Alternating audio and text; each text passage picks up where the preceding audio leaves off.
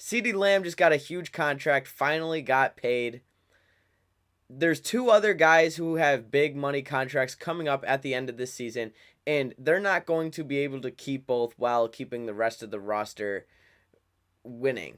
I think that Micah Parsons, he's a generational talent, don't get me wrong, but replacing a quarterback in this league to me is just a way harder thing to do. We've seen teams have droughts for decades without quarterbacks, and I think replacing an edge over a quarterback would be easier. I'm not saying Micah Parsons isn't anything special. He could go anywhere and get paid and have a huge impact, but when you're paying your wide receiver $34 million dollars a year and you're not going to bring back a quarterback, that is just absolutely idiotic to me. I don't see them doing that. Dak Prescott has performed over and over and over again in the regular season. I know he has questions in the playoffs, but when you're having a quarterback perform the way he is, you have to keep him around. You can't afford to get rid of him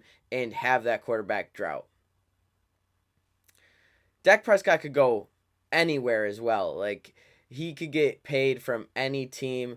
There's a lot of teams that need quarterbacks, and I could see him going to a lot of contention teams as well. He could go to the Raiders, perhaps. Say Baker Mayfield has a really bad year. I think he can go over to the Bucks. There's infinite options. I heard Caps Off podcast talking about it a little bit, talking about the Jets and Aaron Rodgers retiring this year. That would be a phenomenal fit, and they would have no problem paying him so much money like they are for an old Aaron Rodgers. I just think that the Cowboys cannot afford to lose Dak because he will go somewhere else and he will join a contender team and still get paid.